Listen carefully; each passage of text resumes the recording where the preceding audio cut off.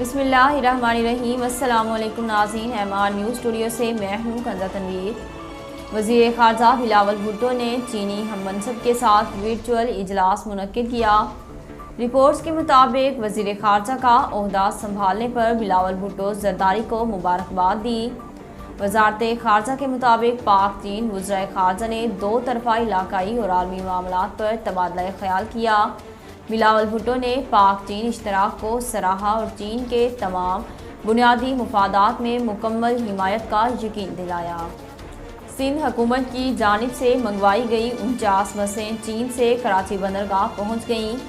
वज़ीर इत्तलात सिंध ट्रांसपोर्ट और मास ट्रांजिट शर्जील इनाम मेमन ने ट्विटर पर चीन से कराची पहुँचने वाली बसों की तस्वीरें अपलोड की और शुक्र अल्हम्दुलिल्लाह कहा। रिपोर्ट्स के मुताबिक 49 बसें पीपल्स इंट्रासिटी बस प्रोजेक्ट और 20 बसें ईदी ऑरेंज लाइन मनसूबे के तहत चलाई जाएंगी। वज़ीर इत्तलात सिंध शर्जील मेमन ने कहा कि बाकी बसें एक माह के दौरान पहुंच जाएंगी। भारत में 50 साला शख्स को अपनी 24 और 18 साला बेटी से ज़्यादती के इल्ज़ाम में गिरफ्तार कर लिया गया।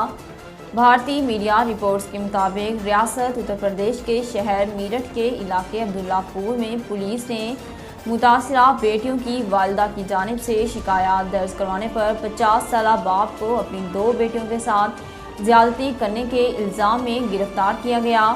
इतलात के मुताबिक 48 साला माँ का कहना है कि इसकी 5 बेटियाँ हैं, जिनमें से 2 शादीशुदा हैं। एक की उम्र 18 साल है जबकि बाकी 2 नाबालिग हैं। कराची में मलिक सऊदाबाद के इलाके में बेटे ने छुरी के वार से सुतेली मां को कत्ल कर दिया।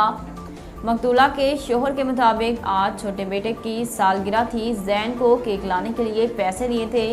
वो केक के बजाय छुरी ले आया और सुतेली मां को कत्ल किया। पुलिस के मुताबिक मकतूला नमाज पढ़ रही थी। इस दौरान मुलजिम ने छुरी के वार से कत्ल किया। पुलिस मुलजिम जैन को गिरफ्तार करके आलय कत्ल बरामद कर लिया गया।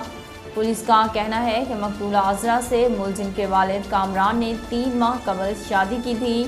पुलिस के मुताबिक लाश ज़ाब्ते की कार्रवाई के लिए हस्पताल मुंतकिल कर दी गई।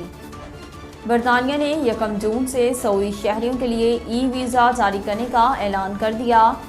गैर मुल्की मीडिया रिपोर्ट्स के मुताबिक सऊदी अरब में बरतानवी सफ़ीर ने गुज़श्ता रोज़ ई-वीज़ा जारी करने का ऐलान किया। बरतानवी सफ़ीर के मुताबिक सऊदी शहरी इलेक्ट्रॉनिक वीज़ा के लिए अब ऑनलाइन दरख्वास्त भी दे सकते हैं।